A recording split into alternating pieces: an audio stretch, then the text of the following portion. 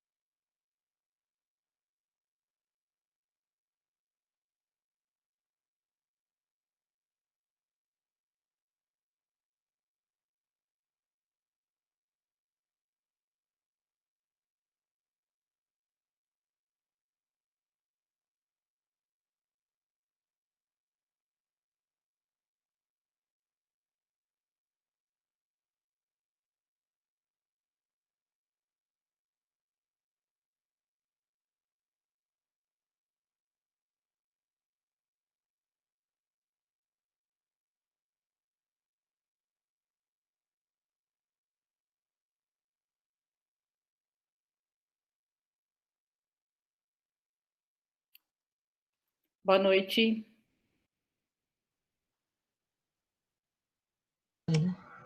Boa noite. Me ouvindo bem, Everton? Perfeitamente. Excelente, obrigada. Olha só, a Eva está aqui, que falou que estava se inscrevendo, tá Eva, Rafael, Ana Lúcia. Olha, tem uma Marilena aqui, gente. É tão raro achar a gente que chama Marilena. Boa noite, Marilena Rossignoli. Oi, Prode. Tudo bem? Tudo. Então tá bom. Já temos 28 pessoas aqui. Daqui a pouquinho a gente já vai começar. Boa noite, Vanessa.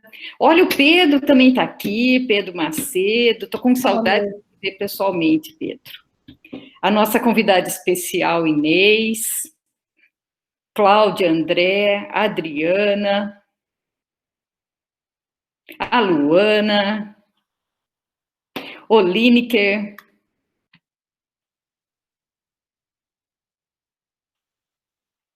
Suzy, todos são muito bem-vindos, Silvana, a Águida também, que tem participado dos últimos encontros, Andressa, Caroline, boa noite, Rafael, Evandro, Fernanda, a Giovana Tonzar, já sou fã dessa menina, acabou de entrar no Unifesp, participa de todas as lives. Ah lá, a Luana também está com saudade do Pedro. Lara, também faz tempo que a gente não se vê.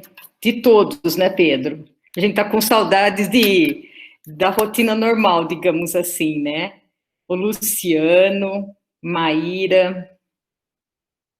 Saudades da rotina, exatamente, Lara. Thaís. Opa, peraí, deixa eu ver que Thaís que eu vi aqui. Thaís, Tiburtino, Tiago e Vanessa.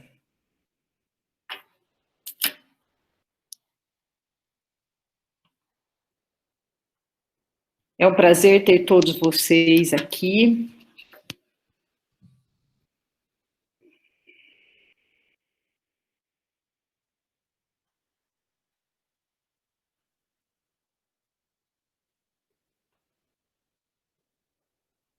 Day Amorim, também chegando.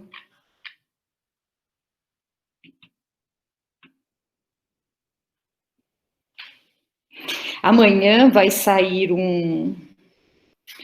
uma coluna escrita pela Luana, que está aqui. Everton, é amanhã, né? Aquela coluna dos livros. Isso, é amanhã. Tá.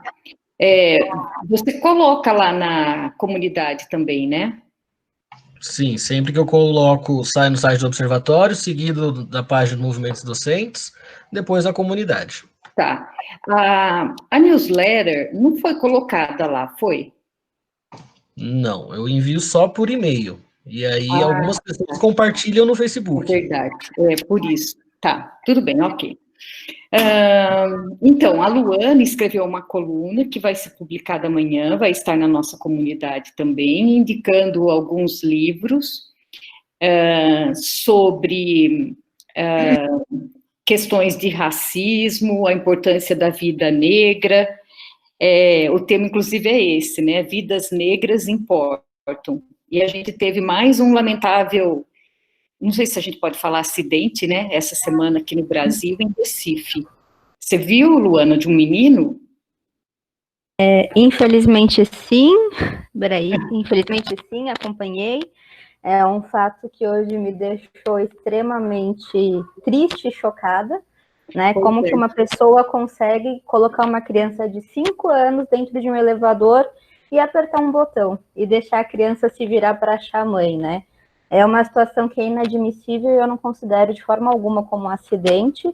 Eu acho que você não pode valorizar uma questão estética, uma questão de fazer as unhas para perder a paciência com uma criança de 5 anos. A gente está falando de uma criança, né?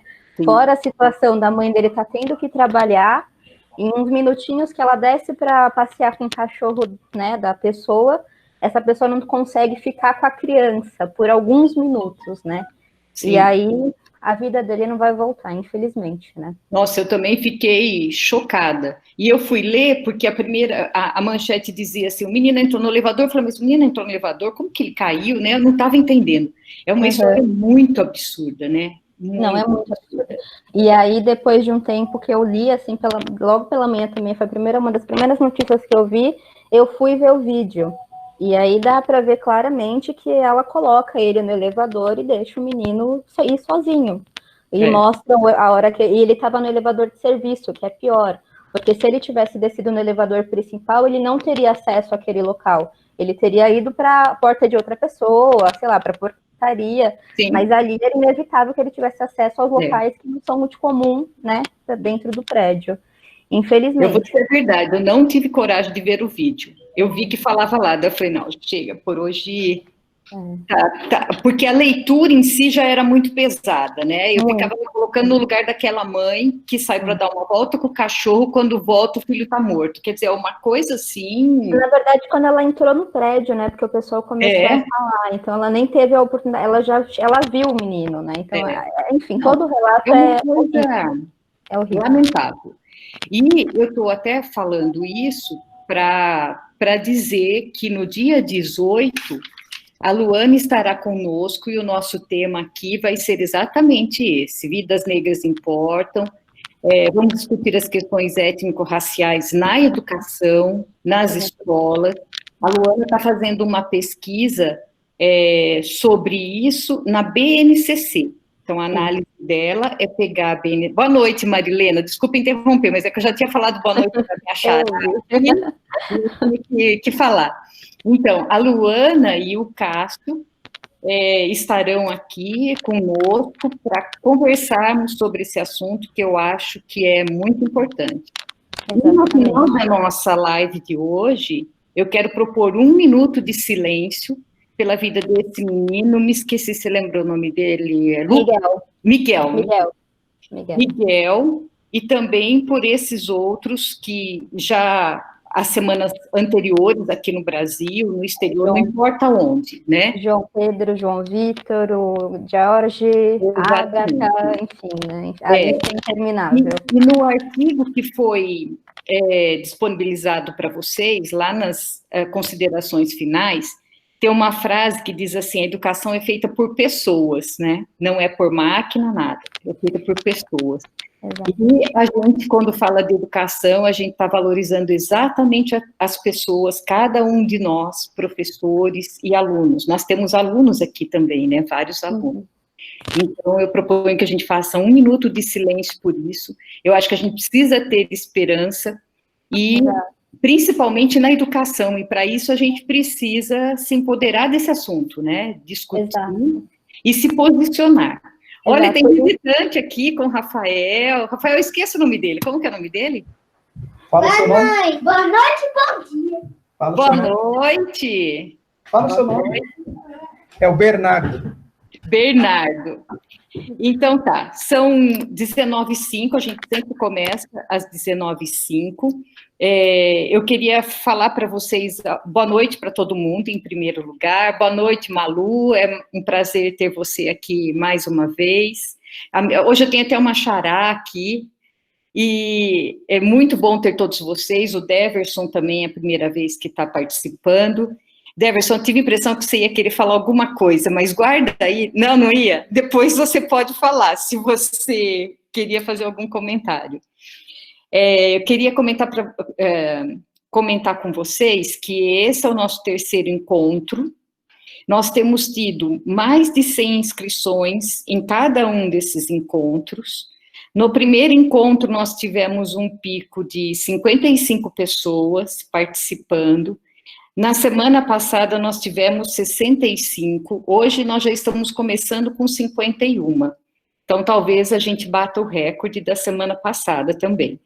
Agora, na semana que vem, o nosso tema vai ser educação infantil, que eu acho que a tendência é ter mais gente ainda. A Malu até sorriu ali, que eu percebi. Então, eu acho que a educação infantil vai trazer mais gente ainda. Vamos ver, é uma hipótese minha. O tema da semana que vem é o seguinte: a educação remota na educação infantil. O que vem depois disso? Né, porque é uma coisa assim, eu trabalhei com a educação infantil por mais de 20 anos, eu nunca pensei que algum dia a gente fosse falar de educação remota na educação infantil, né, e a gente está vendo isso. Então, semana que vem esse o nosso tema. Quem vai falar é uma professora de educação infantil de São Bernardo do Campo. Deixa-me ver, daí na outra semana já é a Luana, com esse tema que eu falei para vocês, que vidas negras importam, especialmente na educação. Teve uma questão da semana passada muito interessante para falar para vocês. Na semana passada, a gente discutiu sobre iniciação científica na educação básica. A Letícia, que foi quem falou com a gente, já estava com perspectiva, discutindo conosco, de nós termos alunos de iniciação científica na escola que ela trabalha. E em função dessa discussão na semana passada, mais 2 professoras tiveram interesse, e de quinta-feira até sábado, a gente bateu um recorde, a gente conseguiu fazer um projeto e submeter. São as professoras Ana Lúcia, que está aqui, e a professora Sônia, que eu nem conhecia. Professora Sônia, muito prazer, obrigada pela sua participação e pelo seu envolvimento. E 2 desses alunos, uma aluna, que é a Janaína. Estou vendo a Janaína, agora que eu vi a Janaína aqui. Ô, Janaína, que prazer te ver.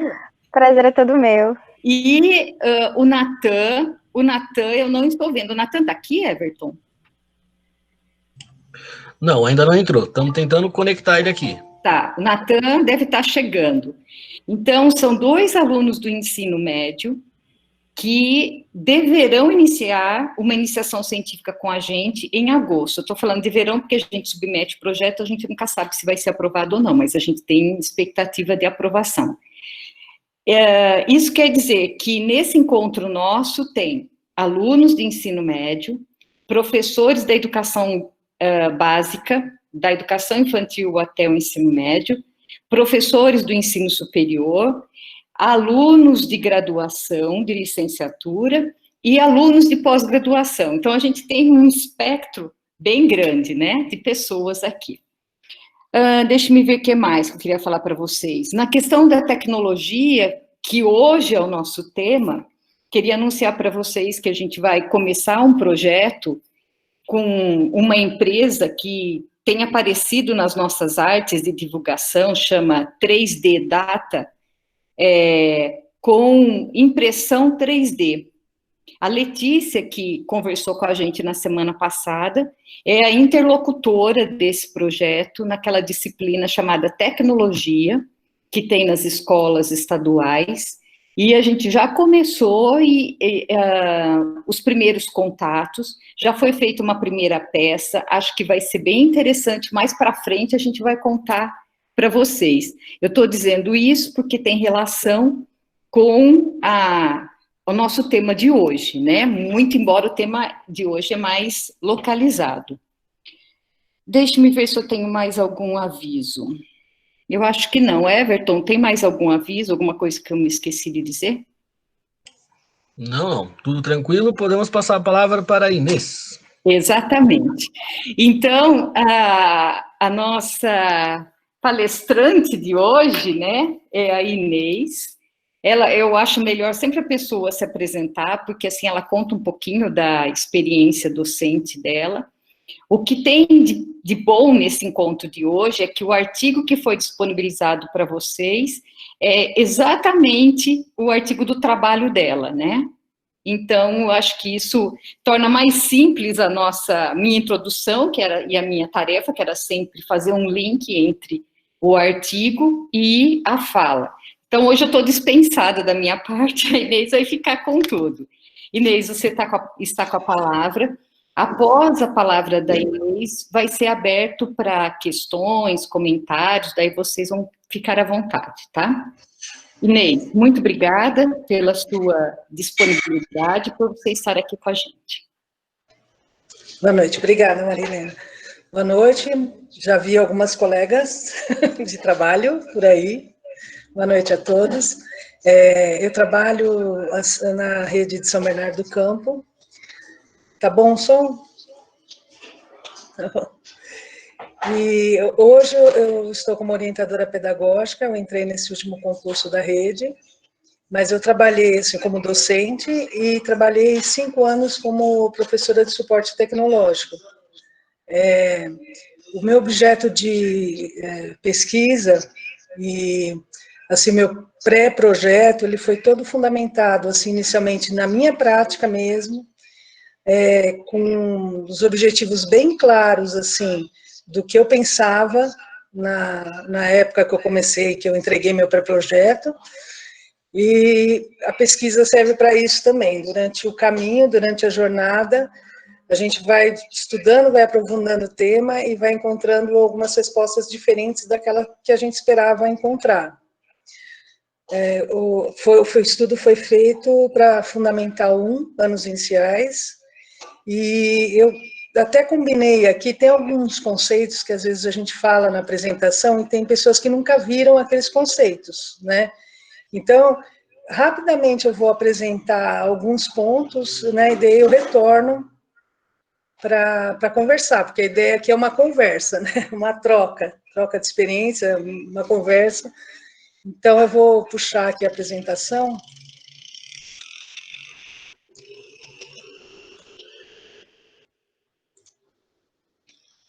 Oi, Marilena. Tá sem o som. Eu tinha fechado.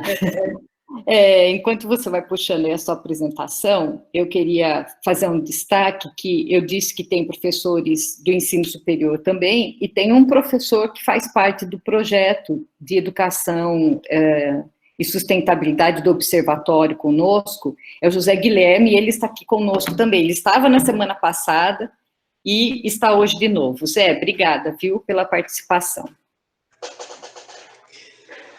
Então, a pesquisa ela foi baseada em estudo de caso, né, que delimitou o objeto a ser pesquisado e os sujeitos que entraram na pesquisa. Alguns conceitos, assim, bem necessários para a gente distinguir são as TICs, as tecnologias de informação e comunicação. Então, essa pesquisa não trata de TICs, né, que está tão em moda agora e necessária para o momento, então, né, que estamos usando agora e que teve um processo evolutivo rápido na nossa curta história, né? Eu vou fazer um recorte só das TICs para a gente ver que a gente vem acompanhando a evolução na informação e na comunicação, e que antigamente a gente precisaria, por exemplo, para estar fazendo isso que a gente está fazendo hoje, a gente precisaria de um técnico habilitado, até para montagem, né, dessa apresentação, precisaria de um programador, né, e essa evolução foi rápida e foi facilitando a vida de todo mundo.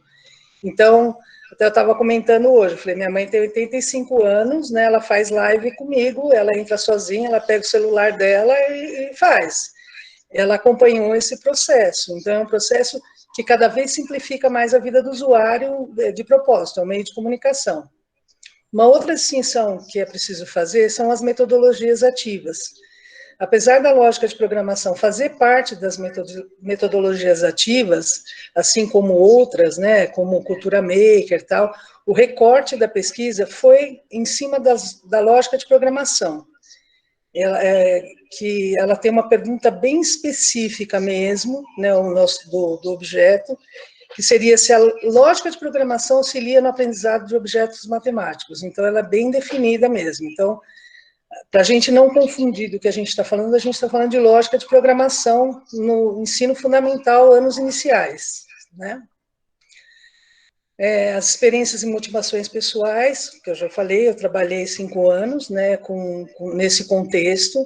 Nos últimos 3 anos dessa minha experiência, eu trabalhei com linguagem de programação, com lógica de programação, mas eu estava na parte tecnológica, então eu atuava como uma professora parceira de suporte tecnológico dentro da unidade.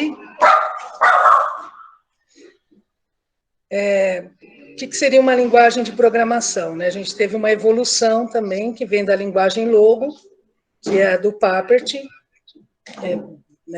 Se não tiver ideia do que seria, depois eu posso explicar melhor, né, essa pergunta. Mas, basicamente, ela é uma linguagem feita para criança e que, segundo o autor, né, ela ajudaria a desenvolver o pensamento da criança conforme ela fizesse a máquina pensar, né? Então, ela seria a construção do conhecimento. Ele usa a palavra construcionismo, né? Linguagem de programação hoje, por exemplo, a gente tem cursos para criança, a gente tem esse Studio.code, que é bastante usado, que é essa linguagem de programação em blocos. Então, aqui a gente teria uma linguagem que o computador entenderia, né, que ele vai lá, eu dou um comando para ele, repita 5 vezes, né, ande 100. Então, o computador vai estar entendendo o que está sendo programado nela. A gente fala que é a linguagem da tartaruga, né, que foi o símbolo que ele usou. Já esse aqui, que tem o curso, tem na Khan Academy, tem em vários lugares, ele usa essa linguagem, essa lógica de programação em blocos, para a criança entender assim, o comando e seguir uma lógica, vamos dizer, né?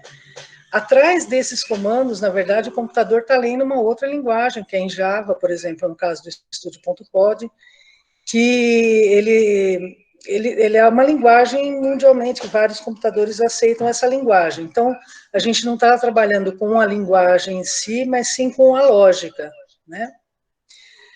Um dos muitos programas usados é do Scratch, que é um desenvolvimento do MIT, e esse aqui que foi um dos programas que a gente analisou como construção de conceito de objeto matemático. O nome da pesquisa foi Formação de Professores, Lógica de Programação e Matemática, uma somatória possível.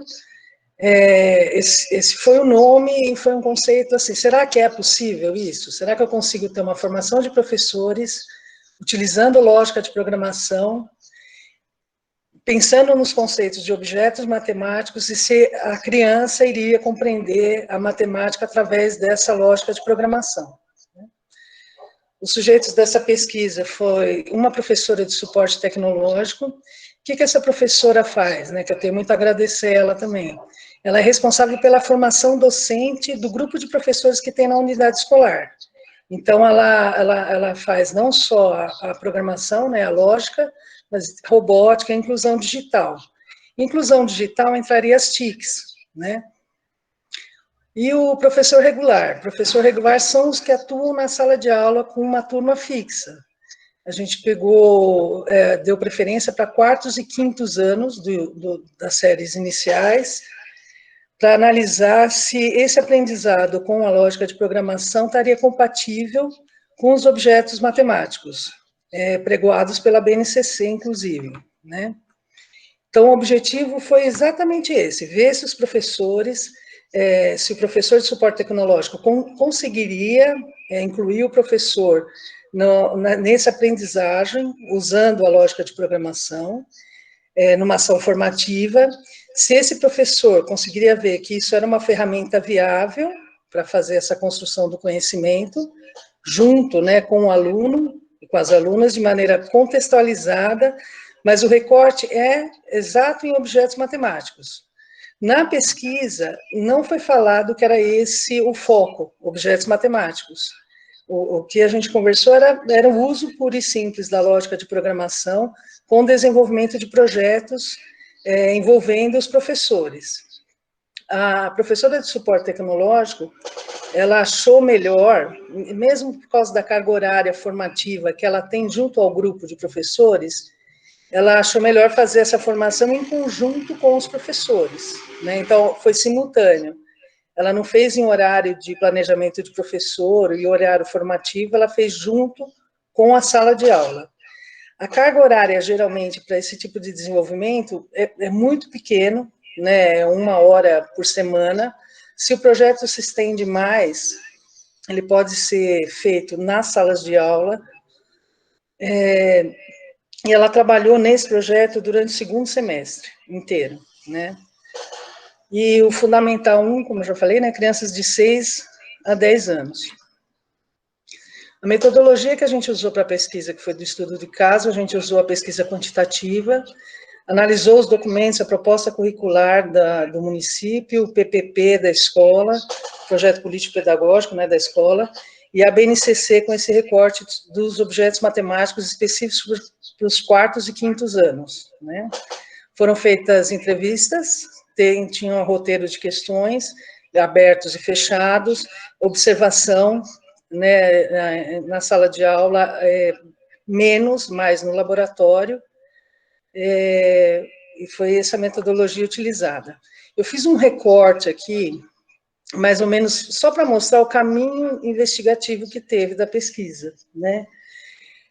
Esse pessoal aqui de cima que está em vermelho, é o pessoal que fez ciência da computação. Então, a gente tem o Papert, que ele é o pai da robótica educacional, entre aspas, né? O Mitchell, que fez a linguagem de programação Scratch, desenvolvendo junto com a linguagem Logo, vamos dizer, foi uma evolução, né, da maneira como a criança podia interagir. O Setzer, que é um professor da USP, ele é engenheiro e matemático, contemporâneo deles, e com críticas grandes a esse tipo de desenvolvimento junto às crianças. A gente tem a Anna Kraft, que já nos deixou muito jovem, né, mas ela é uma inglesa, que fez trabalhos assim exaustivos sobre a aprendizagem criativa, e na verdade o trabalho dela é muito mais profundo do que a aprendizagem criativa que o Mitchell propõe. Então ela fez pesquisa com crianças até a fase adulta, e ela conseguiu determinar os processos criativos que estão no trabalho, né? Quem leu, viu. O José Morin, e a Marilda, que falam sobre metodologias ativas, um dos que falam, né? A turma aqui do meio, que é de peso, né? Que tem o Vygotsky, o Freire, o Morin, o La Rosa, bom dia, e o Laval. O Laval, ele faz um estudo muito profundo dos documentos curriculares da França, e quando a gente vai verificar junto com a nossa situação brasileira agora, a gente encontra questões muito parecidas, né? O Bom Dia também, ele faz um resgate, mas já na escola espanhola, né? Faz um resgate muito profundo da educação. Para fundamentar a parte matemática, nós temos dois dos maiores nomes que tem do estudo, que é o Verneau, do Teoria dos Campos Conceituais da Matemática, e o Raymond Duval, que é da Teoria dos Campos de Representação Semiótica. Para fundamentar a pesquisa em termos de formação docente, a gente tem Gatti, Tardif e o Libânio. Então, todos esses apareceram na pesquisa, né? Essa aqui era curtinha. Opa. Pronto. Então, eu vou falar do processo, como é que ele foi, né? A partir do momento que a gente fez contato na escola com a professora de suporte tecnológico, ela topou fazer esse estudo.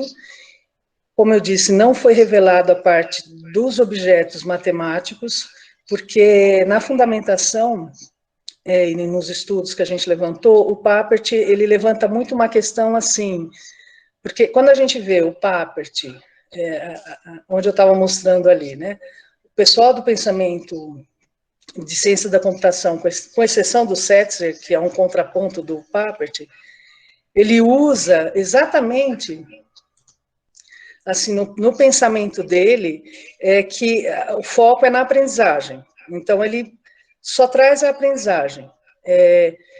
Ele tem uma discussão muito grande, quem tiver interesse de ver também, teve um encontro do Papert com o Freire, que foi histórico, e onde o Papert, ele foca, assim, ele faz um embate com Paulo Freire, né? Que, na verdade, ele achava que ensinar estava ultrapassado, tal, e o Freire fala que justamente o motivo da educação ser o que foi a possibilidade da gente saber que podia ensinar, né? E sem desprezar a lógica, a aprendizagem, que o Paulo Freire nunca desprezou. O pessoal, quando a gente fala em metodologias ativas, a gente percebe que é um campo muito extenso e antigo, né? Então, Confúcio já falava de metodologia ativa, Freire, a gente já tem esse processo na área da educação. E quando a gente resgata as pessoas que falam sobre educação, elas trazem para a gente a perspectiva de que tanto o ensino quanto a aprendizagem é importante. Então, a gente teve um movimento que só valorizava o ensino, teve um movimento de construcionista que só valorizava a aprendizagem, e tem um movimento de resgate que o Bom Dia traz, o Laval traz, da valorização da escola, dos profissionais docentes na escola. O Tardif, ele faz um longo estudo sobre formação docente, então foi um foco, que era o foco da pesquisa também. O que evidenciou essa pesquisa? Exatamente, que realmente não teve essa formação. Primeiro, não teve a formação docente, mas não porque o docente não queria, não porque o docente tem medo de tecnologia, ele simplesmente não conseguiu ver o conteúdo que ele teria que passar, a aprendizagem que o aluno deveria ter, associado àquela representação que estava sendo feita para ele. Então, ele não conseguiu enxergar que a lógica de programação poderia contribuir no aprendizado matemático. E, de fato, a hora que você fundamenta com a teoria dos campos conceituais e com a teoria da representatividade semiótica, não é possível se ensinar matemática como o Papert apregou, a de ser a Matelândia, porque para eu aprender um objeto matemático, segundo o Durval, né, eu tenho que ter mais de uma representação compreendida. Então, eu não posso só ter um objeto e analisar ele de uma maneira lógica e achar que aquela criança que está usando aquilo vai conseguir transferir aquele conhecimento, aquele conceito de grau, de integral, ainda que nem é também uma compreensão passível para uma criança com essa idade de 6 a 10 anos, então não consegue transpor. porque eu preciso entender mais de uma transposição para poder compreender o que é a matemática, aquele objeto que está em estudo.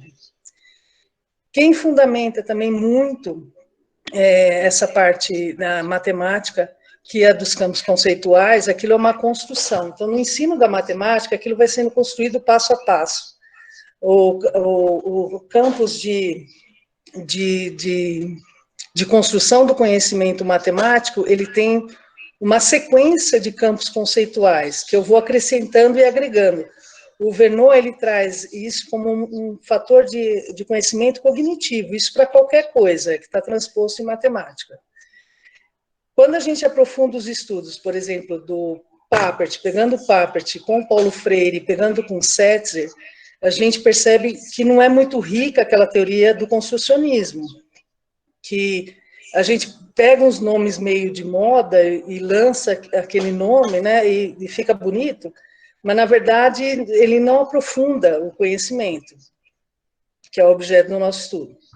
Quando a gente pega o Mitchell com a Anna Craft, a gente vai ver que ela conseguiu ir muito mais além, né? E quando a gente pega Vygotsky, a gente percebe que ele consegue ir muito mais além do que o próprio Piaget na questão da construção do conhecimento e das interações. Então, a gente fez um contraponto entre a aprendizagem criativa e a aprendizagem dialógica. A aprendizagem dialógica, que é um construto muito mais profundo para dar essa relevância ao conhecimento que está sendo construído. Ele integra Freire, Vygotsky, né, na aprendizagem dialógica. E o mais importante, né, é o porquê daquele ensino, né? Qual é o objetivo que a gente tem atrás daquelas ações que estão sendo tomadas? O que a criança está formando como objeto de conhecimento para a vida, né? Vamos dizer assim. Eu não preciso ter uma visão utilitarista da educação, que é o que o Laval traz. O Laval traz profundamente a questão da gente estar transformando a educação numa coisa de mercado. Na parte que ele traz da França, esse movimento começou antes, já em 80.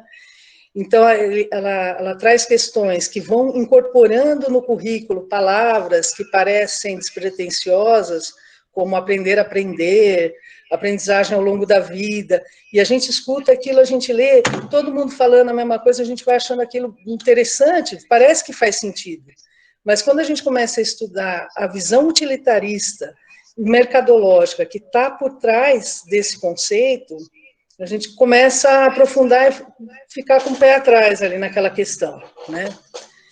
E outra, né, a gente tem representações para essa faixa etária específicas, que nem o Setzer traz, ele traz até forte demais, né, a exposição de criança em tela, seja a tela que for, você tirar o conceito passo a passo que uma criança tem na formação dela, e querer, que ele fica até chocado, né, mainstorm, mente, tempestade de mente, aí ele fala assim, mas você precisa centralizar,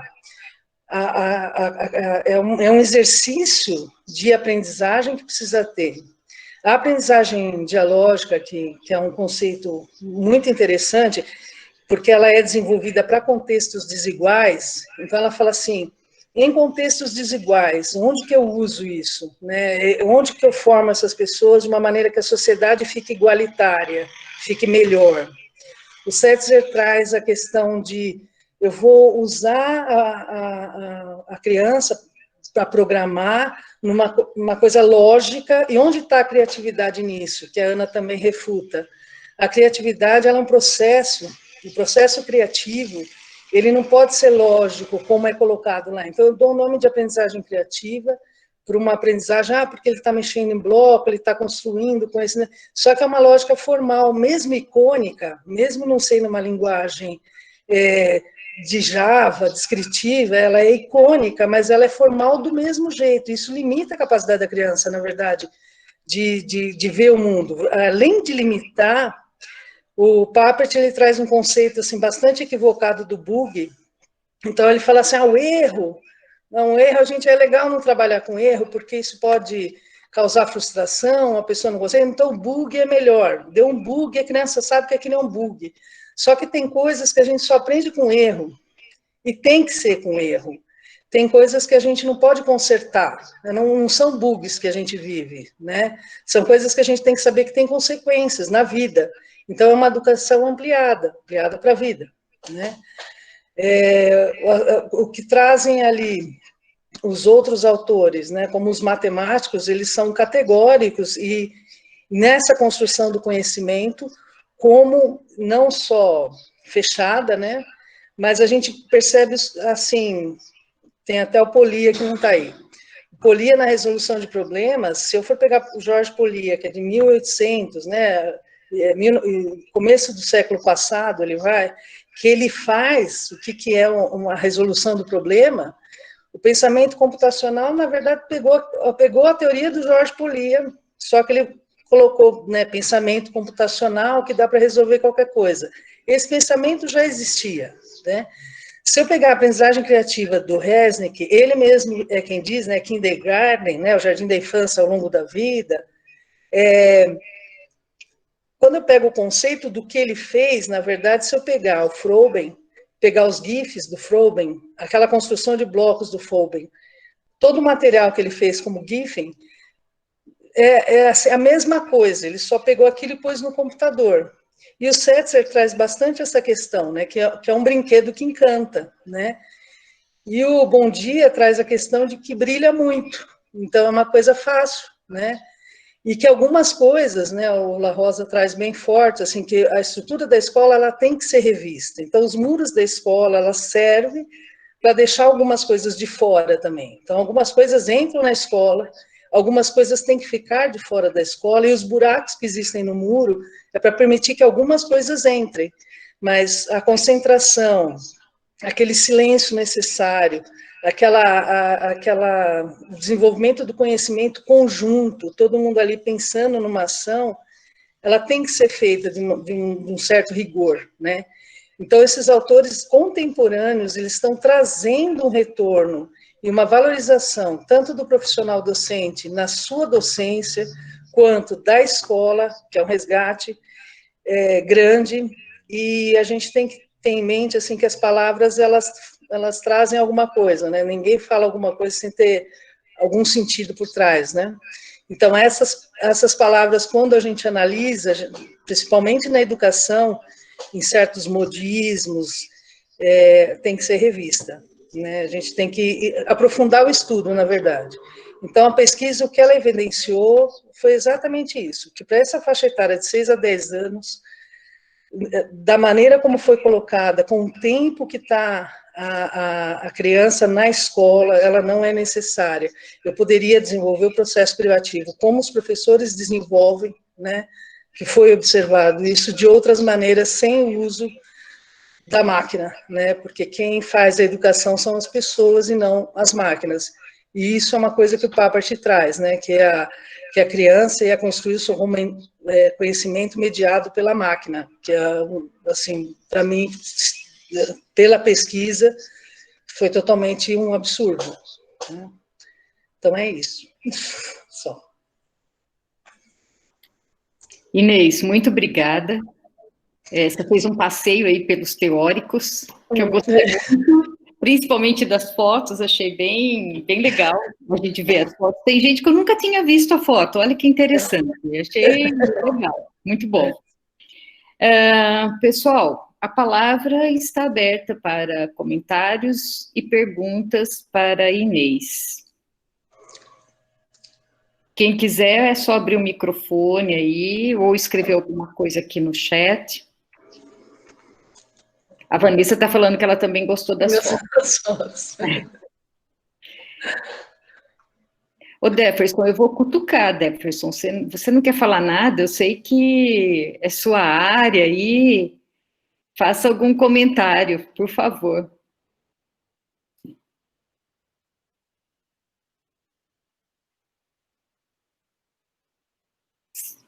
Eu não... Ixi, será que eu caí? Não, vai aí, professor. Tá por aí ainda. Eu não estava ouvindo o Defferson. Então, acho que o Defferson está sem som. Vocês estão ouvindo, Defferson? Não. Defferson, ativa o microfone, por favor. Mas está aparecendo aqui os pontinhos dele. Então não estamos ouvindo. É assim mesmo, casa de ferreiro, espeto de pau. Acontece essas coisas, viu? Jefferson, acho que nós vamos ter que pular você, então. A Suzy está fazendo uma pergunta. Então, Jefferson, faz o seguinte, vê se você consegue resolver sua questão aí de microfone, por favor, e daí, enquanto isso, a Inês vai respondendo essa questão da Suzy. Suzy, você quer falar ou não?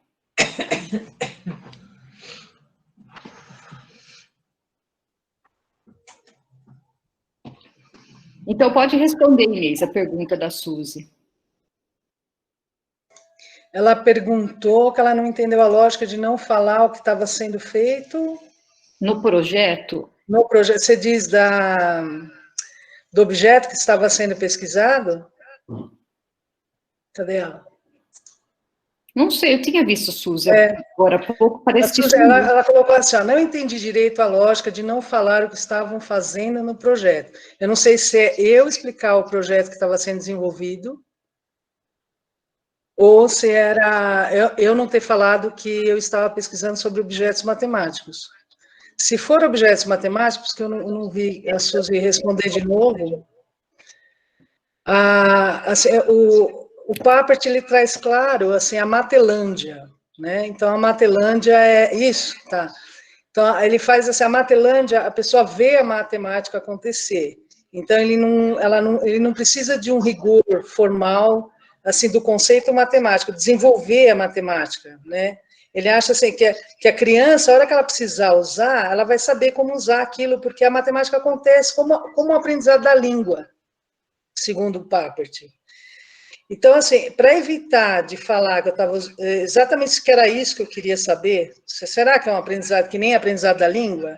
Então, se a criança passar por outra situação, ela vai entender aquele conceito sem nenhum rigor, né, como a Matelândia, como uma língua que já não é verdade, por exemplo, isso já é um equívoco dele, porque a nossa língua, seja ela do contexto familiar, a gente tem um certo rigor na fala, a gente tem um aprendizado na língua, mesmo no interior da família ali, né?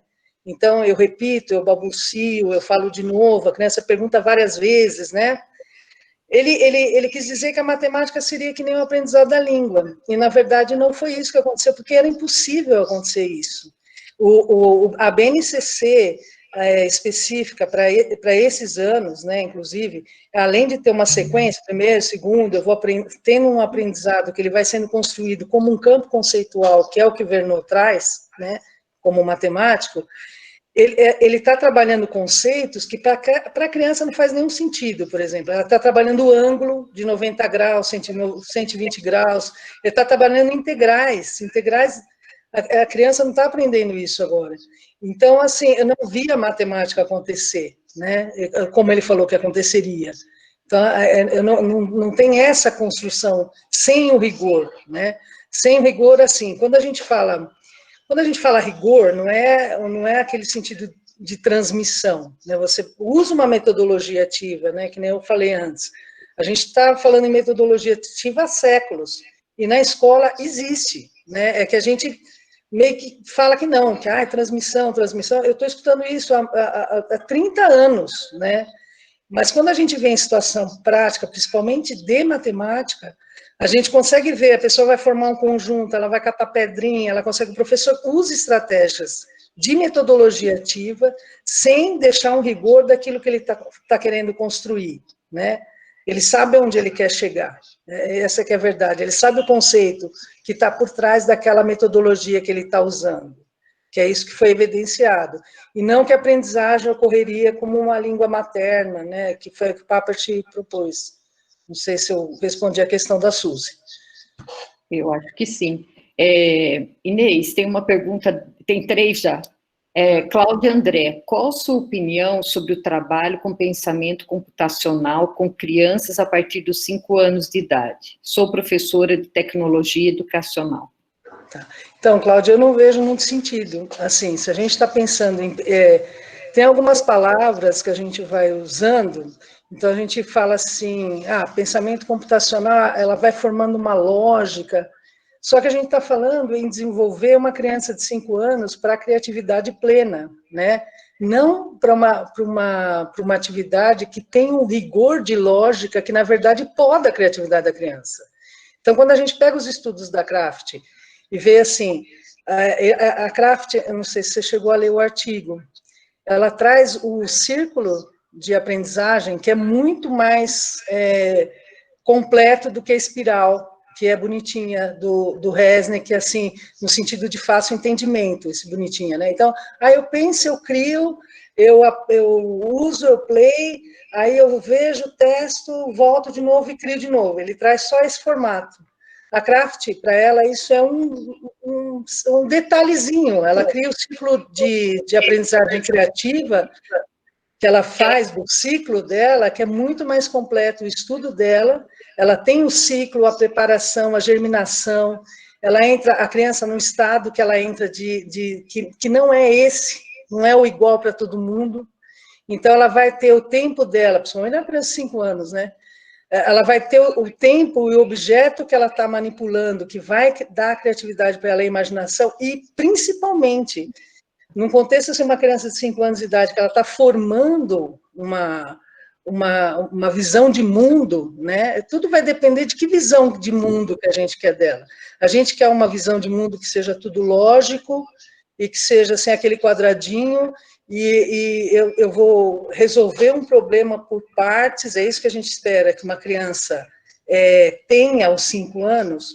Como é que ela vai estar aos 15? Como é que ela vai estar aos 20? Tem que fazer estudo aprofundado sobre isso. O que a Kraft fez é que exatamente aquilo que a criança manipula, que ela vê, que ela traz, que ela faz como visão de mundo dela, forma um outro tipo de adulto, né? Então tem que ver, uma pessoa que está lá com pensamento computacional, qual é a ideia, tem que ser pesquisa, né? Qual é a ideia que ele faz de mundo, né?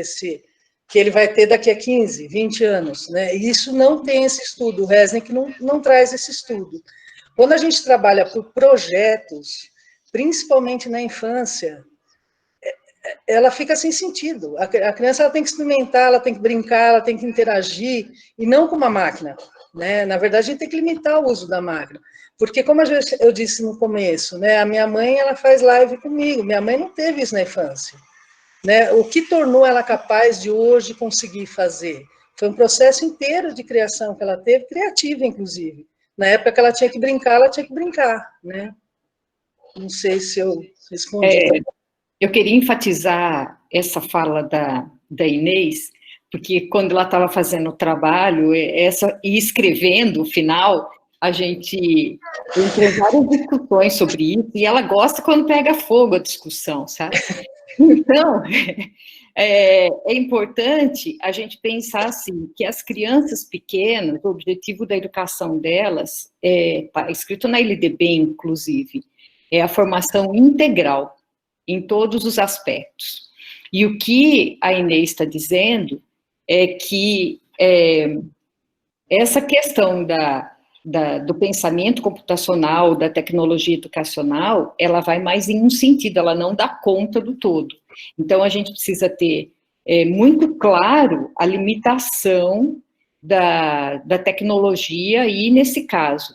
E também a questão de usá-la como uma ferramenta ou como um objeto mesmo, né, como um conteúdo, que é no caso, quando a gente fala de programação, que foi a pesquisa da Inês. Há alguns anos atrás, eu diria assim, há 20 anos atrás, as pessoas falavam, olha, nós temos aulas de informática na escola, como um diferencial. Por quê? Porque era uma inovação, era alguma coisa que falava do futuro. E quase ninguém tinha isso. Então, as pessoas viam, como a Inês já citou, a questão do modismo, né, que acontece muito na nossa sociedade também na educação, viam isso assim, isso vai ser um destaque para a nossa escola, isso vai estar dando uma alternativa nova para os meus alunos, tal. Tanto é que o meu trabalho de doutorado foi um estudo sobre o uso de computador na educação infantil. Isso faz muito tempo, acho que eu defendi em 2001, olha só. É muito tempo, é coisa lá atrás.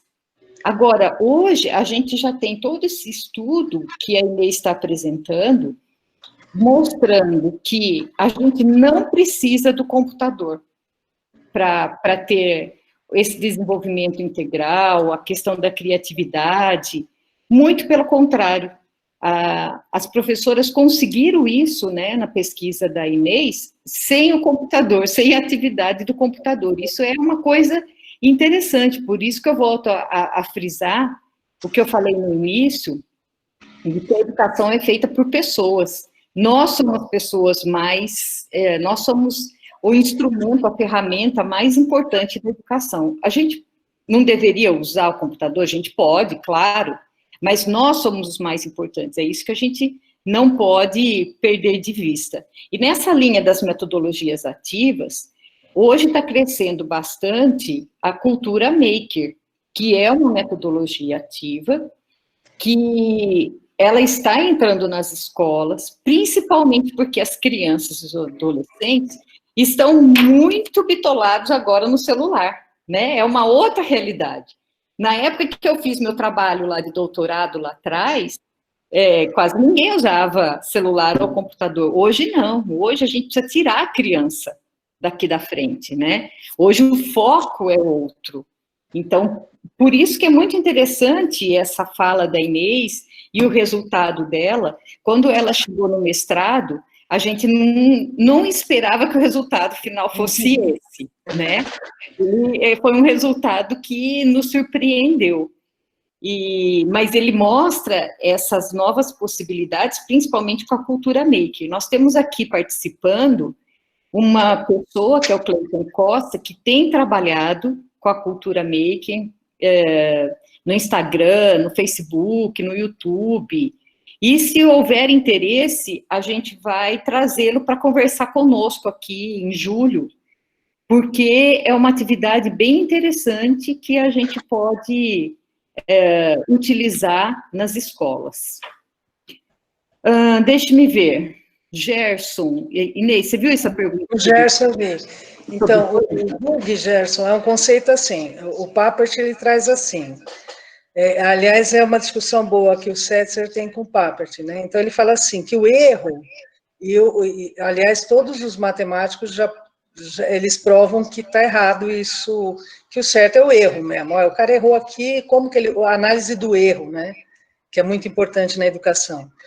Como é que é o bug? O bug é quando um programa tem uma falha. Então, eu vou lá e falo assim, anda para frente, vira para o lado direito e o negócio bate a cabeça, né? Eu tinha que virar para a esquerda. O Setzer, ele traz uma coisa muito séria que a gente vê como doença hoje em programador, né? Programador adulto, que é o estresse que traz isso, que você não consegue parar de pensar naquilo até você consertar esse bug. Até você ir lá na linha daquele programa e falar, nossa, eu tinha que virar para a direita, eu tinha que virar para a esquerda, né? Então, esse processo de excitação na criança, por uma coisa que nem vale a pena, né? E o Papert traz, assim, como se fosse assim, é um bug, ele vai se acostumar com o erro, ele vai achar o erro normal, então ele não vai ter medo da matemática, porque a matemática possibilita ele vai lá e conserta.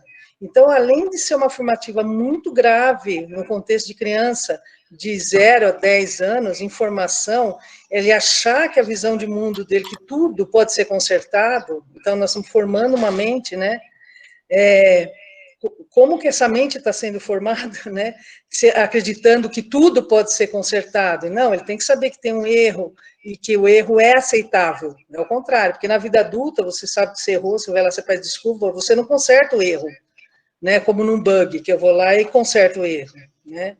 Então, é para a formação do indivíduo mesmo, né? Não sei se eu acho que sim. O Jefferson pediu para você contar um pouquinho como que foi a intervenção com as crianças. Com as crianças. Então, como assim? Eu analisei o PPP, né? O PPP, ele eu vou fazer um resumo, assim, da rede, né? Há 20 anos, ou seja, mais de 20 anos agora, a rede de São Bernardo, ela realmente entrou forte no planejamento, com recursos tecnológicos, né? Com robótica educacional. Então, isso foi uma surpresa que eu tive também. as professoras que eram sujeitas da pesquisa, elas são antigas de rede, mas, assim, o linguajar, para uma rede que já tem esse linguajar há 20 anos, não era entendido. Então, por exemplo, se eu for falar de alguns conceitos básicos de robótica, não se sabia, né? É sempre como se fosse uma novidade. Mas por quê? Teve vários problemas na implantação da robótica, assim. É material caríssimo, né? Então, os professores, você não pode perder. Então, o que acontecia? Parecia uma linha de montagem, né? Então, conta quantas peças pegou, conta quantas peças devolveu, né? Então, a criança ficava até naquele estresse, não pode perder peça. A hora que a rede não obrigou mais o uso da robótica, foi um alívio, foi a primeira coisa que o professor fez, né? Porque que ele não via aquele aprendizado, né? Por que ele tem que fazer a berroldana? Né? Onde que a roldana vai trazer alguma coisa naquilo que está no currículo, né? Vamos dizer, direto, né? Sendo que os matemáticos enfativam, é uma construção, são campos conceituais, a pessoa vai crescendo de campo e o cognitivo dela vai compreendendo maior a matemática.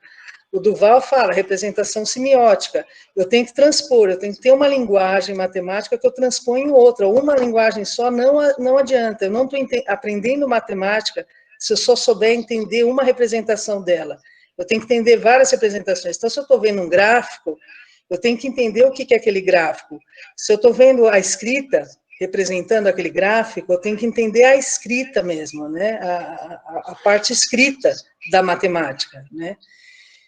Então, as crianças, com a professora de apoio tecnológico, elas trabalharam, não teve, quer dizer, não é uma dicotomia, assim, não é uma coisa que só não conversou. Então, foi o que os professores consideraram? Eles não consideraram um aprendizado, eles consideraram que talvez fosse uma estratégia, e não um aprendizado que estava ali evidente. As crianças desenvolveram os projetinhos dela, mas para elas também não fez sentido, porque não conversava com o restante. Então, ficou coisa separada. A professora de suporte tecnológico, ela faz várias outras atividades, né? Então, ela consegue atingir as crianças também com outras coisas. O que não ocorreu, que não foi visto na pesquisa, foi a formação docente, nem lógica de programação, que era uma das propostas que estavam no PPP, né, de usar aquela ferramenta. Mas o que se viu também é que não era necessário para o professor, por isso que não foi usado. Ele usa outras estratégias para aquele mesmo aprendizado, não aquele mesmo, mas aquele necessário para aqueles anos ciclos, né? Então, ele consegue atingir o objetivo curricular, vamos dizer assim, né, que é um avanço que ela tem que continuar, que são os que os teóricos matemáticos falam, né, mas não conversou com o que estava no planejamento da professora de suporte tecnológico, né, na verdade foi isso.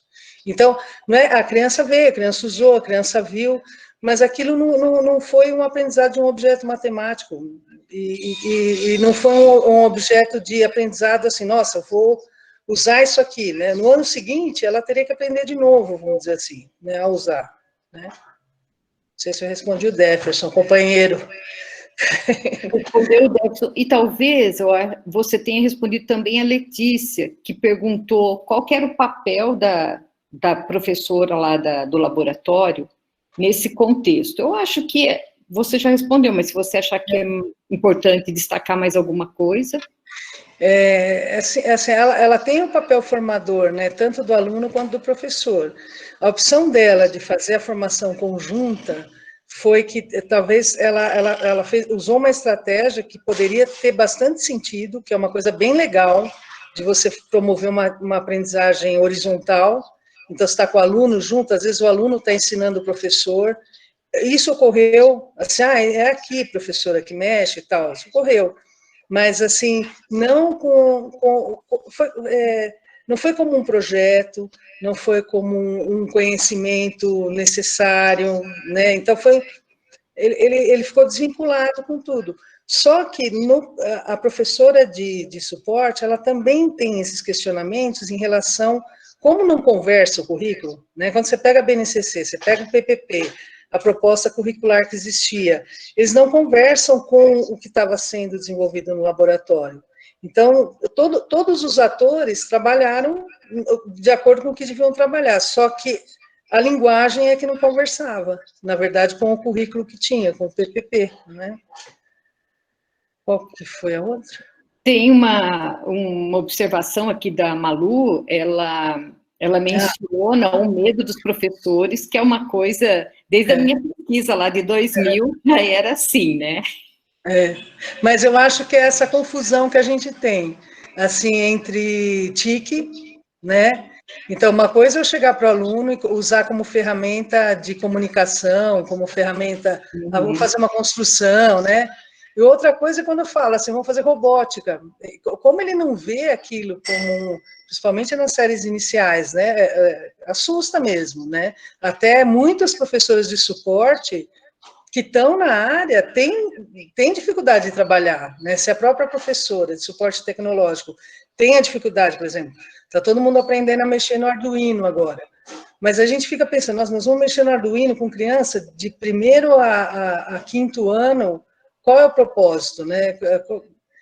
Quando a gente fala em metodologias ativas, até em Cultura Maker, que são coisas velhas, são antigas, assim, o nome mudou, né?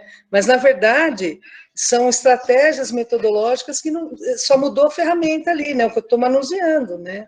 Mas a ideia, o conceito é antigo, que é isso que é engraçado na educação. Às vezes eu dou uma repaginada no conceito, que já é antigo. Então, eu pego lá, que nem no caso do Jardim da Infância, que é do século retrasado. O Froben inventou, ele falou, é uma metodologia ativa, Freinet é metodologia ativa, Confúcio é metodologia ativa, Freire, mais do que ele falou em metodologia ativa, e a Cultura Maker é uma metodologia ativa, é você construir o seu conhecimento. Nessa pesquisa, assim, eu lembrei muito até da minha infância mesmo, antes quando teve a Lego, 1940, olha o que nós estamos falando. Em casa a gente tinha o Macbras, que era de ferro, de robótica, com motor, de 1945. Era um brinquedo, né, que era feito, utilizado, que tinha conceitos, né, conceitos matemáticos, Rodana. Então, assim, a discussão é só assim, eu levo isso para o espaço escolar e num contexto de desigualdade, que é o que a gente tem no Brasil, como tem em alguns lugares da Europa, como tem imigrantes, como tem aqui esse conceito desigual, esse investimento, isso vale a pena? Isso vai trazer, realmente, você vai diminuir uma desigualdade através desse conhecimento ou não, né? Tudo é estudo, onde que eu invisto dinheiro ali? Eu tenho professores que estão em formação, né? Assim, até de conteúdo. Onde que assim, a gente tem planos de carreira que melhoraram a atuação do professor, alavancaram o estudo dele, porque ele tem um plano de carreira que ele ganha mais do que ele está estudando. Onde que eu gasto dinheiro, se o dinheiro é curto? Né? Para onde vai o meu dinheiro ali? Para investir na educação, né? Essa é uma análise que é feita na Unesco também.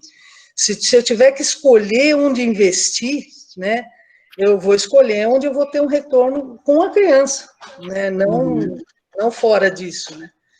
E não está provado que isso ajuda a diminuir a desigualdade, assim, o aprendizado em contextos desiguais, na verdade, né, de aprendizagem. Como é que eu faço para melhorar isso? Né? E essa ferramenta é cara, né? Mas ela não tira essa desigualdade de aprendizagem, né? Tá, daí tem um comentário, Inês, do professor Luciano, que ele falou assim, eu consigo relacionar essas questões com a especialização precoce no esporte. A especialização limita o acervo motor que a criança pode vivenciar. Exatamente. Agora, imagina se no esporte, que é uma coisa que a gente fica, né? A gente fala, não, no esporte vai dar certo isso, né? Mas daí você coloca a criança para levantar peso, porque ela vai ser halterofilista. A comparação realmente é mais ou menos essa mesmo. Porque se eu aumento esse processo, assim, a gente vê um aumento, né? Isso tem que ser estudo também. Mas como a gente relaciona esse aumento de TDAH, por exemplo, né? Esse estado de excitação, com tanto, isso Setzer traz muito. E ele traz isso, não é hoje. Ele foi contemporâneo do Papert. Ele brigou com o Papert lá atrás, que ele falava, gente, isso tá errado. A criança tem que pegar, molhar, entrar na chuva, né? A criança tem que sentir. ver a natureza, né? Ter contato e não desenhar uma árvore no computador, né? Uma tartaruga, da tartaruga, então, você quase morreu. Ele falou, qual o conceito que a criança vai formar de uma tartaruga, né? Ela pega a tartaruga e... Tem vários conceitos, assim, até atuais, que agora eu vou fazer uma polêmica aqui com o pessoal da Cultura Maker. Eu fui em Viena, lá no Make Fair Viena, ver a feira. Bem interessante tudo, mas a gente vê que para o Fundamental 1, aquilo não dá, né? Então, eu estou falando de criança. Começa com uma faixa etária maior, aquilo vai ficando interessante para quem quer, né? O que a gente não pode querer é formar profissional no berçário, né? Porque eu acho que no futuro vai precisar isso, né? Agora, por exemplo, só para jogar uma provocação, Marilena. Eu estou falando, ela gosta de... Quando eu faço assim, ó, lá a gente está falando de árvore, né? Aí eu vou lá na escola, falo, olha que legal, vou comprar uma máquina de corte de madeira, impressora laser eu acho bem interessante, mas eu vou comprar uma moldadora, máquina de corte, vou fazer um programa, vou cortar a peça como eu quero. Aquilo tem um cheiro enorme, por exemplo, de mata queimando, né? Uhum. Eu vou acostumando a criança a achar que a madeira é legal eu cortar, né? Eu já vou formando a mente, estou falando de criança. O cheiro, ela vai se acostumar com aquilo, vai achar legal também. E eu não vou trazer para discussão, tem um documentário muito ótimo, se chama Desertos Verdes, sobre plantação de eucalipto e o dano no meio ambiente, né? Aí eu não trago essa discussão. Não, o que eu trago é o cheiro e uma máquina de corte cortando madeira dentro da escola. Qual é a finalidade daquilo? Que eu tô percebe assim? Todas as ações a criança ela está observando, ela está interagindo com o adulto, né? Todas as ações no campo da educação infantil e do fundamental são assim. Você é modelo, você é exemplo. Se você começa a aceitar aquilo como numa normalidade, achar aquilo legal, vamos colocar. Tem um pessoal da Cultura Maker que fala assim, não, nós vamos usar aldeia criativa. Pega um monte de sucata e tal. A criança vê aquilo no lixo no dia seguinte, né? Então, eu pego tampa de não sei o quê, pego um monte de LED, faço um negócio maravilhoso, e dane-se o meio ambiente, bota LED aí e amanhã está no lixo, né?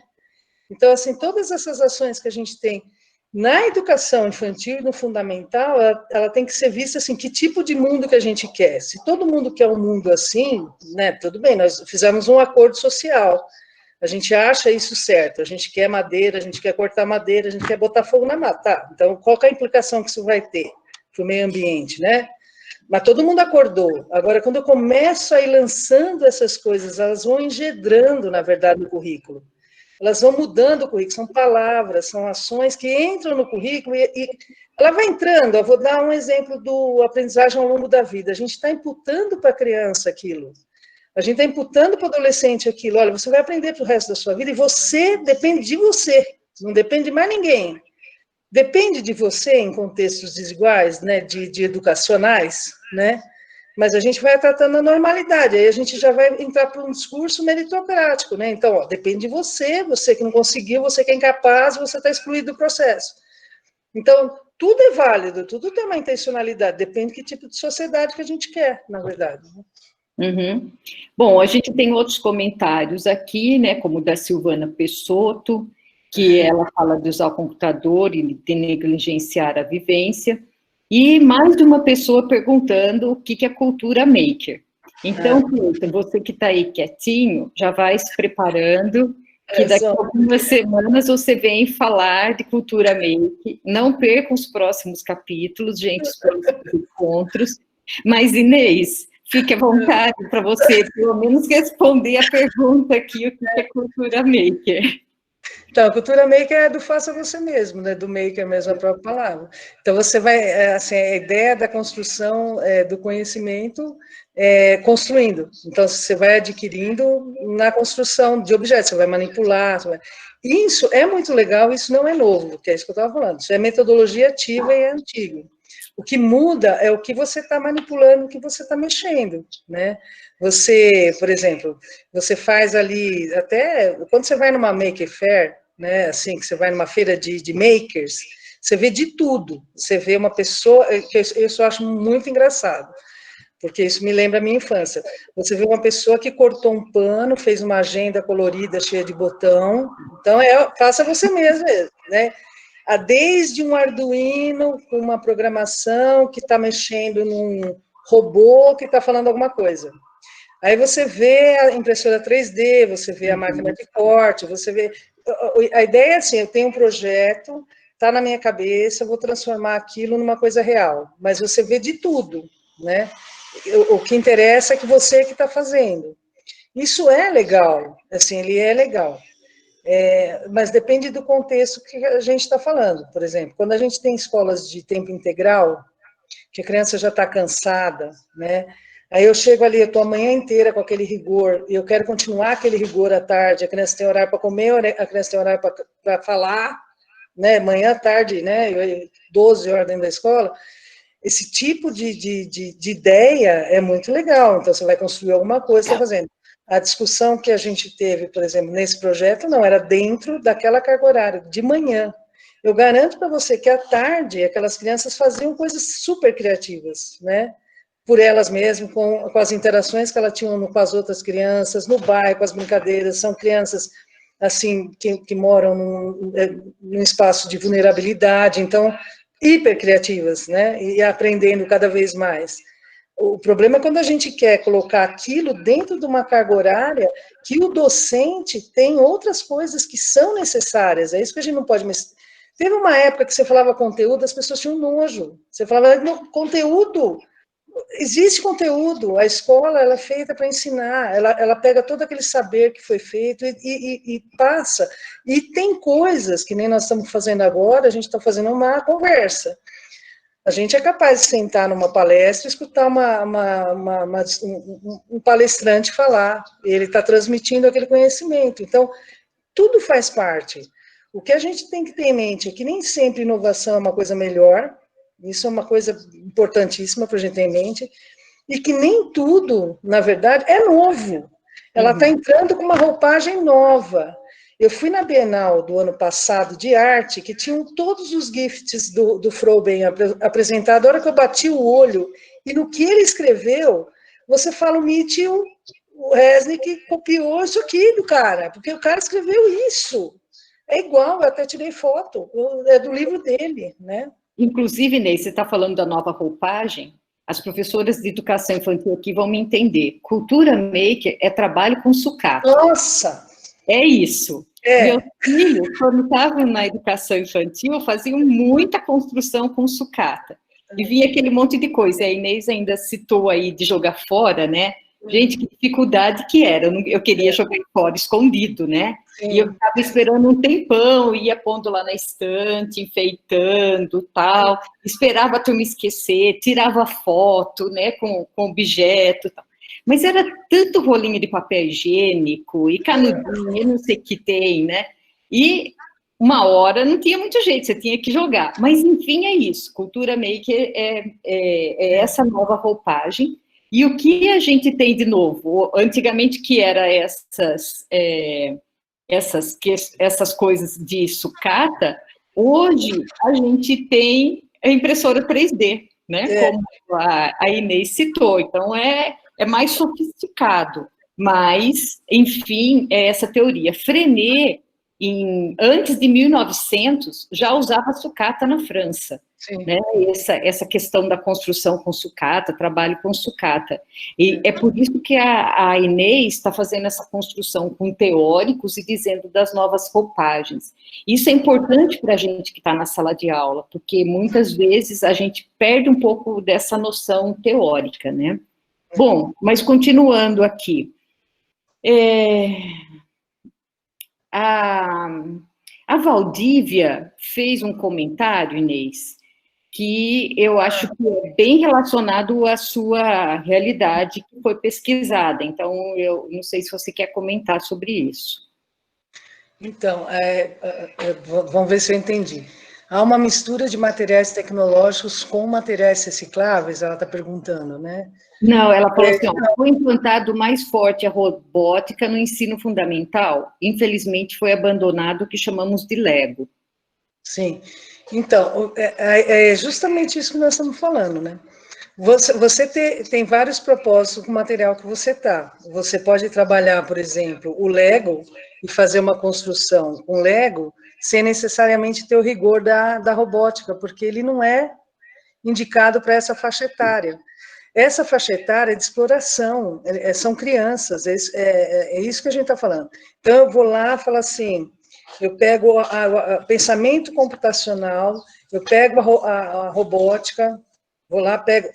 Lembrando assim, o Lego já existia, aí o Papert desenvolveu a linguagem Logo, juntou os dois, colocou lá. E depois veio a linguagem de programação em blocos, que foi do Mitchell. Então, eu pego aquele material de robótica e vou implantar com conceitos que, na verdade, ele não faz nada. Eu pego assim, eu vou dar o exemplo do Lego que você está falando. O Lego, ele vinha, vamos imaginar como é que o Lego vinha, com todo o material classificado, né, com o manual de instruções, e falava assim para você, ó, monte isso aqui. Depois você desmonta isso aqui e guarda isso aqui. Isso, para mim, é mais uma linha de montagem que serviu para o século também, que estava lá, que a gente estava criando funcionários eficientes para a indústria, que soubessem ler manual e que soubessem guardar as pecinhas dentro da caixa, soubessem tirar as pecinhas e montar. E isso não é uma interação em construção de conhecimento para essa faixa etária, né? A gente tem que sempre ter ideia em mente o que é para essa faixa etária. Eu já vi casos, por exemplo, de escolas que compraram tablet para o ensino infantil, para crianças de 3 anos. E se você pegar a proposta curricular de São Paulo, a nova, está lá para ensinar a usar tablet, né? Então, a gente fala assim, é uma coisa que eu não preciso ensinar, já está aí, como a Marilena falou, né? Está todo mundo no celular, é uma coisa que cada dia está mais fácil. Qual é o motivo de eu querer limitar o aprendizado? Porque o aprendizado vai ser interação com o meio e com as outras pessoas, e não com o equipamento, com a máquina. Não é o Lego que vai ensinar, é a interação que tem em volta dela, né? Então, eu não vejo sentido em ter robótica para criança, na verdade. Eu posso até contar um caso pessoal, que eu até comentei com a Marilena, né? Eu trabalhei na parte tecnológica, eu fiz especialização em ciência e tecnologia, eu tenho esse percurso. Eu nunca ensinei meu filho isso, nunca. Meu filho está com 14 anos agora. O ano passado, ele estava jogando, ele viu que tinha uma linguagem de programação atrás, ele começou a se interessar pela linguagem e foi. Mas por que ele foi? Porque ele teve a base. Ele teve outros estudos importantes para a faixa etária dele. Ele teve aprendizagem em matemática, ele teve aprendizado em inglês, ele teve aprendizado em português, sabe interpretar um texto. Então, ele vai. Agora, se eu quiser antecipar esse passo, e sabendo que não vai ser a matemática que ele precisa aprender, não faz sentido, né, para essa faixa etária. Como é que desperta a criatividade? A Kraft faz um estudo muito bom, agora a Vygotsky faz melhor, né? Processo de criação na educação. Então, eu pego lá do século passado, como é que a criança constrói, né, o conhecimento, e como é que ele faz o processo de criação, né? Então, assim, não tem esse sentido mesmo, né, usar.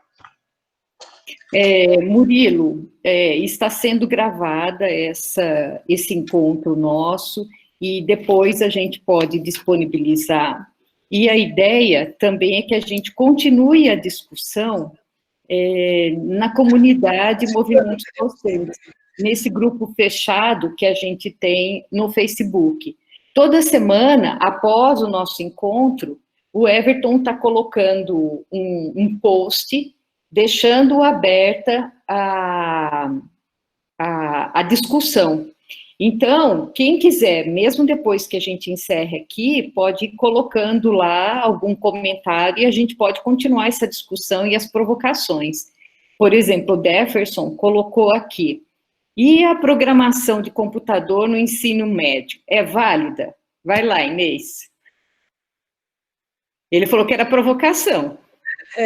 Não, ela começa a fazer sentido, não a educação em computação em si, né, mas o acesso à ferramenta, né? Você pode dar como opcional, porque assim, as coisas, elas quando viram a gente está querendo pré-determinar o que a pessoa tem que saber, e quem tem que saber o que ela quer saber, essa é a verdade, né? É que nem aqueles projetos de vida, né? Aquelas coisas assim, é a pessoa que constrói. Eu posso dar uma carga horária obrigatória e a pessoa quer fazer arte, né? Por exemplo, ela quer pintar, né? Ela não gosta, ela quer ser poeta, ela quer ser escritora. Como é que eu posso querer determinar? Ah, não, porque é uma profissão do futuro. De novo, a gente volta para o utilitarismo. Então, o que a empresa está precisando? Né? Então, vamos seguir essa linha. A empresa precisa desse tipo de profissional e nós não estamos formando esse tipo de profissional, mas essa sociedade é a gente que está formando, né? A gente também precisa de outros profissionais que se sintam com prazer de fazer aquilo, e não porque, nossa, eu vou ter que ser aquilo porque eu tenho que trabalhar no Banco do Brasil e me aposentar lá, então eu vou ser caixa do Banco do Brasil, né? Que foi uma linha que teve um tempo aí. Vou fazer administração, vou fazer engenharia, eu tenho que ser engenheiro. Todo mundo é engenheiro. A gente tem um monte de gente frustrada, tem um monte de gente, quer dizer, que sempre tem que se analisar que tipo de sociedade que a gente quer, né? Então, é válido o conhecimento optativo, né? A pessoa quer fazer, agora obrigatório, nem no ensino médio, né? Tem pessoa que não é aquela área dele. Eu vou pré-determinar, aí a gente volta para o tempo da tem que fazer o ensino na área de tem que formar técnico. Não que o técnico seja ruim, serve para alguma coisa, serve para um momento, mas a pessoa tem que ter o leque, né? Ela tem que saber que existe mais coisa que ela pode fazer. Senão a gente vai pondo tudo em caixinha de novo. Caminhando para o final, talvez, Inês, fosse interessante você responder essa questão da Duda, se você acredita que em alguma área da educação, algum nível, a tecnologia seria interessante, seria bom. Lembrando que, Duda, a Inês já falou que tem a questão da tecnologia como uma ferramenta, né, como a gente está usando aqui hoje, como uma ferramenta de comunicação com os alunos. Não é essa ferramenta que ela apontou aqui no estudo dela. Ela está falando da questão da programação de computador e da matemática, da lógica matemática. Então, porque, por exemplo, a gente não pode confundir. Eu vou usar as ferramentas do Google. Não, eu uso a ferramenta, nossa, eu compartilho, eu tenho lá, estou fazendo essa live aqui, lógico que é importante ter acesso, mas como é que é esse acesso, né? Se a gente for analisar, nós estamos nesse momento de pandemia aqui, teve aquela correria, muito professor não tinha o equipamento, não mexia naquilo. Teve aquele primeiro furor ali. Depois as pessoas começam a se adaptar e começam a ter, parar, não é parar de ter medo, sabe? É assim, querer mudar o que já faz. É que nem eu vejo muita gente assim que insiste em ter e-mail do Yahoo, por exemplo, né? A gente fala, Deus, ele ainda está com e-mail do Yahoo, né, Everton? Aí, mas por quê? Se acostumou com aquela ferramenta e acha ela serve para mim. Aí, de repente, você fala, não, mas você tem que ter um Gmail, porque você vai ter um Android, você precisa pôr uma conta do Gmail. Ah, meu Deus, né? Já começa. Então, quer dizer, ela é lógico que ela é útil, né? Ela é útil para a interação, ela está aproximando, a gente tem esse momento de pandemia que a gente consegue ver as pessoas estão longe. As redes sociais, é legal rede social?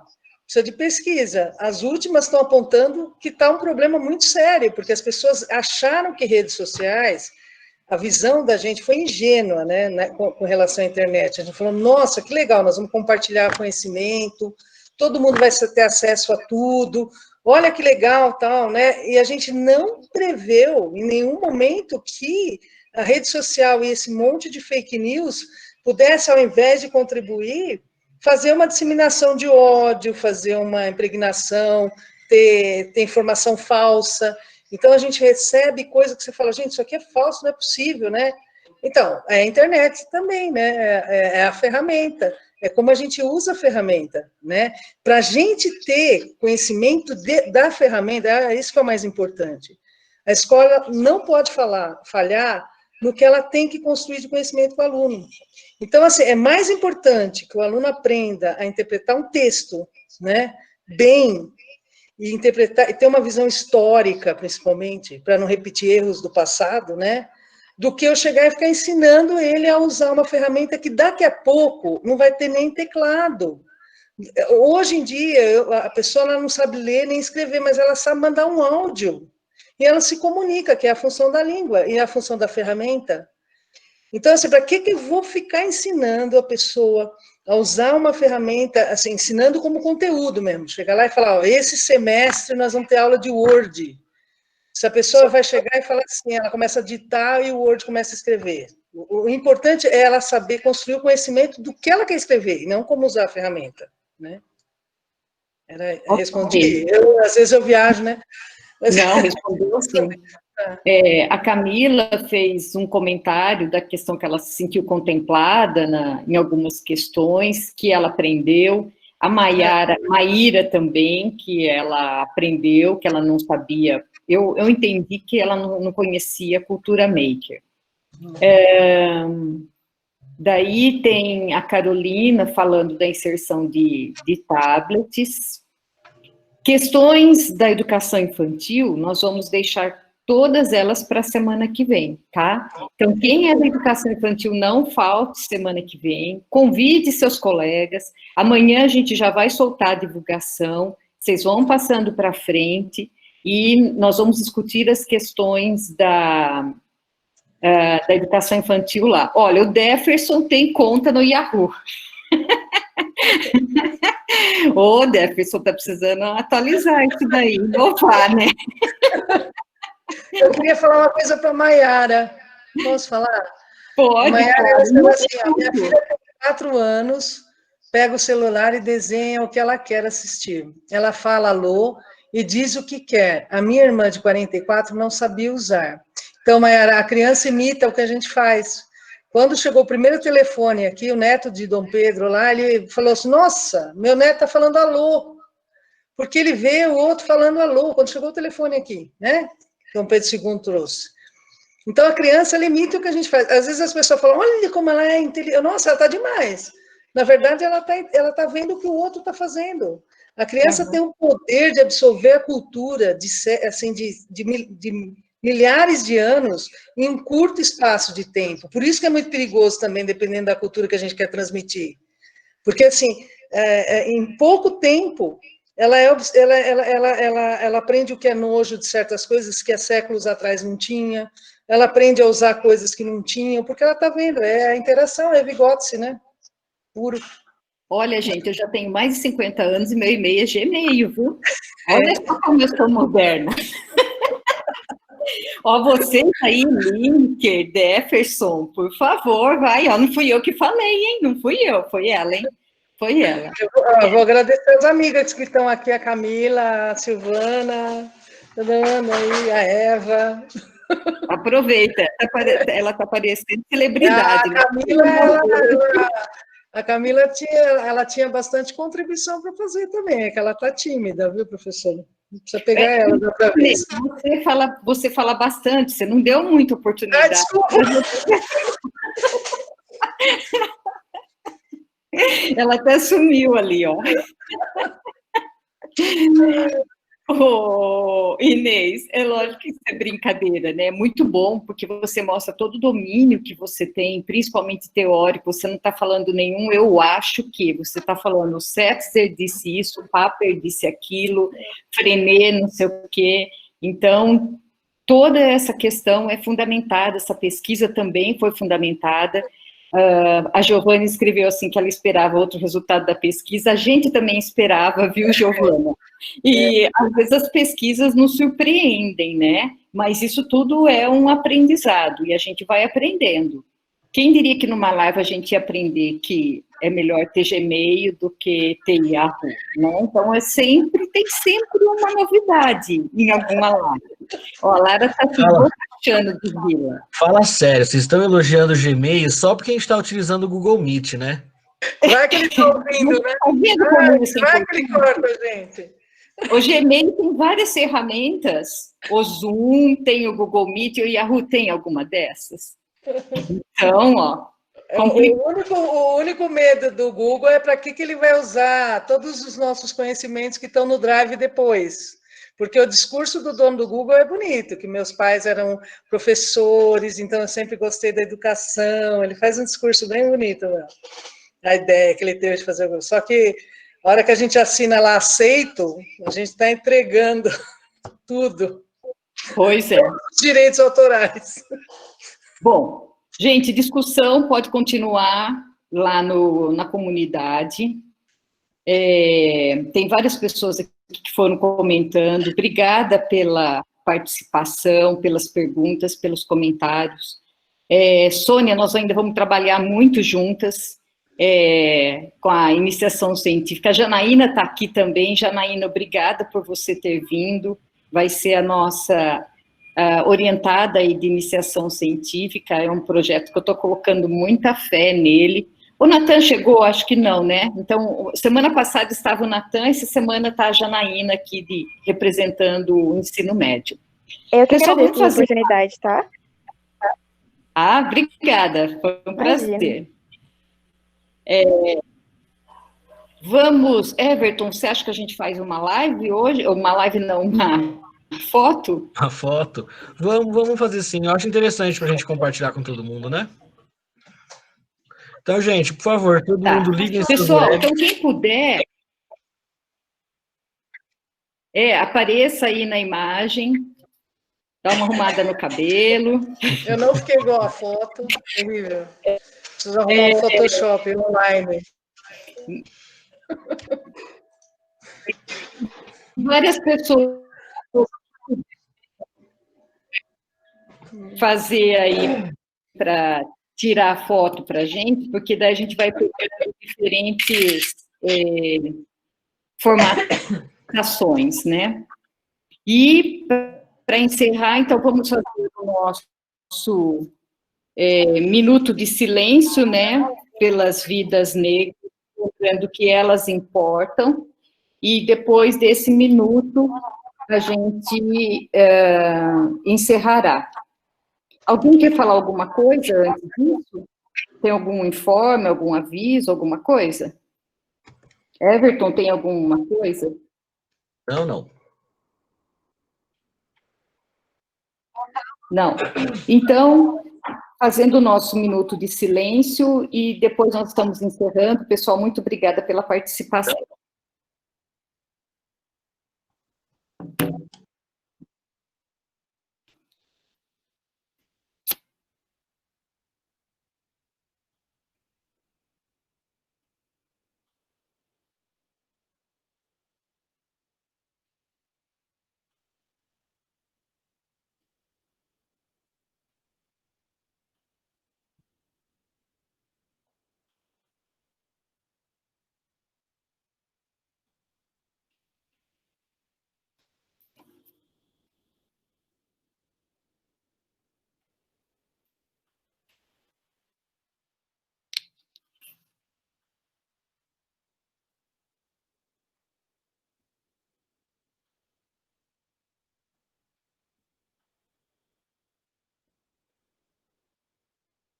Negras importam.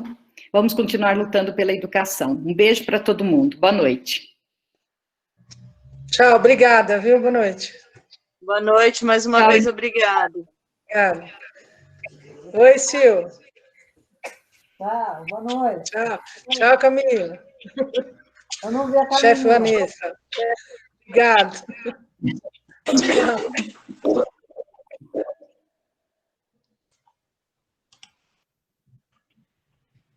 Helena é a pessoa mais importante, né?